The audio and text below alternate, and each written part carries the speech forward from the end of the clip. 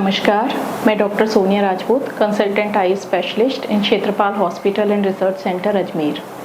आज हम बात करेंगे काला पानी के बारे में, जिसे हम ग्लूकोमा या काला बिंदु या काला मोतिया भी कहते हैं।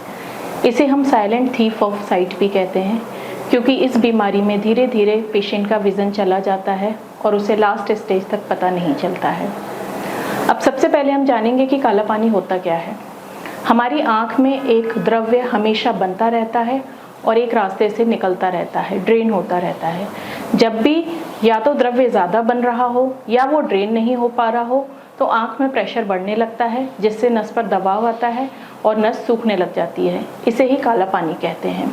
हमारी आँख एक कैमरे की तरह एक्ट करती है। हमारी आँख जो भी देखती है उसको नस ब्रेन में ले जाती है और उसका पिक्चर बनाती है, जिससे हम देख पाते हैं। तो जब नस काम करना बंद हो जाती है तो पेशेंट नहीं देख पाता है। अब हम बात करते हैं कि ये किन किन लोगों को हो सकता है। इसमें सबसे इम्पॉर्टेंट होती है फैमिली हिस्ट्री। अगर आपके परिवार में किसी को काला पानी रहा है तो बहुत हाई चांसेस हैं कि आपको भी काला पानी हो।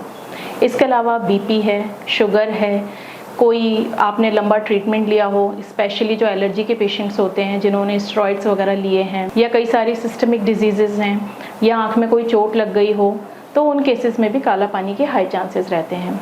इनफैक्ट कई नवजात शिशुओं को भी काला पानी हो सकता है, जिसमें उनकी आँख नॉर्मल से काफ़ी बड़े साइज़ की दिखाई देती है, जिसे हम ब्यूफ्थेल्मोस कहते हैं। अब हम बात करेंगे कि इसके लक्षण क्या होते हैं। काला पानी में यूजुअली पेशेंट को लास्ट स्टेज तक पता नहीं चलता है कि उसकी आँख की रोशनी जा रही है, क्योंकि इसमें विज़न लॉस होना साइड से शुरू होता है और लास्ट तक पेशेंट की सेंटर की नज़र बची रहती है।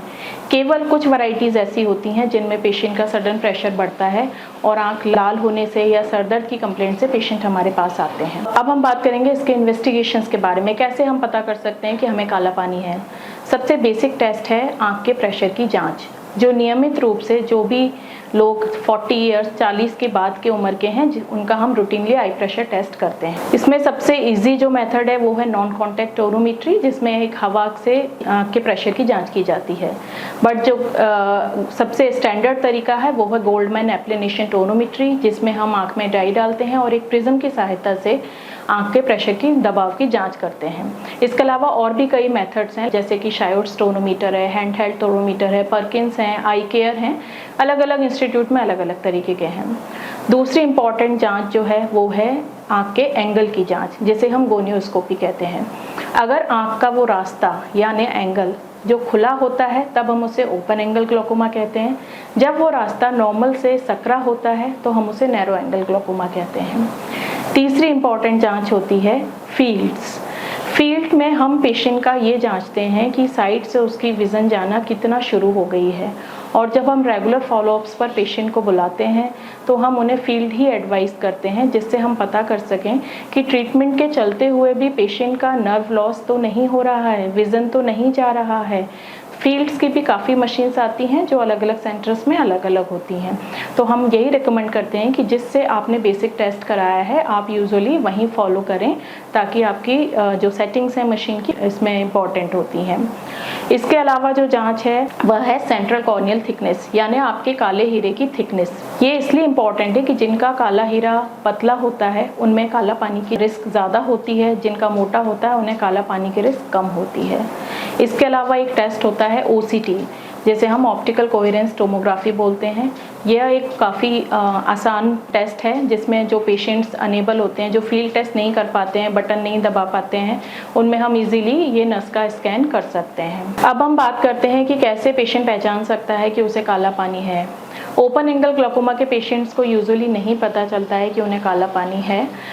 सिर्फ पेशेंट ये कंप्लेन कर सकता है या तो उसके चश्मे के नंबर बार बार बदल रहे हों, या पेशेंट को हल्का हेडेक हो रहा हो, या लाइट के चारों तरफ उसे रोशनी सतरंगी कलर दिख रहे हों।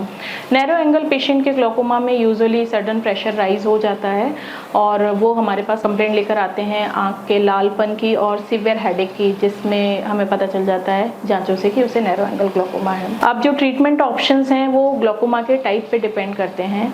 जो भी ओपन एंगल ग्लोकोमा के पेशेंट्स होते हैं वो यूजुअली मेडिसिन से कवर हो जाते हैं। उसमें हम जो ग्लोकोमा की ड्रॉप्स होती है, पेशेंट का कितना प्रेशर है और हमें उसका प्रेशर कितना रिड्यूस करना है, एक टारगेट प्रेशर सेट करना है, उसके हिसाब से हम उसे ड्रॉप्स एडवाइस करते हैं, जो 1, 2, 3 या 4 भी हो सकती हैं।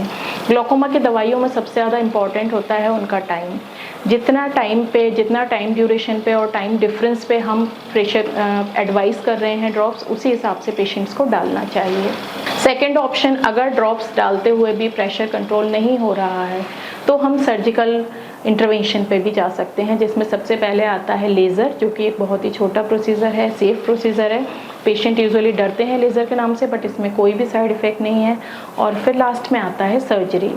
सर्जरी में सिंपल हम काला पानी का सिंपल ऑपरेशन भी कर सकते हैं, और आजकल कई तरह के वॉल्व्स भी आ चुके हैं जिसमें हम काला पानी का ऑपरेशन कर सकते हैं। पर एक मिथ है कि काला पानी के ऑपरेशन के बाद टोटली आपकी ड्रॉप्स बंद हो जाएंगी। ये आपके नर्व डैमेज पे डिपेंड करता है कि क्या काला पानी के ऑपरेशन के बाद आपकी सारी ड्रॉप्स बंद हो जाएंगी। हो सकता है आपकी नस के डैमेज के हिसाब से हमें आपके ऑपरेशन के बाद 1 या 2 ड्रॉप्स चलानी पड़े। आप देख सकते हैं जो भी मैंने अभी काला पानी के बारे में बताया, एक पेशेंट हमारे पास ओपीडी में आए हैं और इनका कंप्लेंट था कि इन्हें दोनों आँख से नहीं दिख रहा है मोतियाबिंद के ऑपरेशन के बाद। 3 महीने पहले इन्होंने ऑपरेशन कराया था, तभी से इन्हें नहीं दिख रहा है। हमने अपनी प्राइमरी जाँच में पाया कि इन्हें दोनों आँख में काला पानी है, दोनों आँख की नस लगभग पूरी तरह से सूख चुकी है।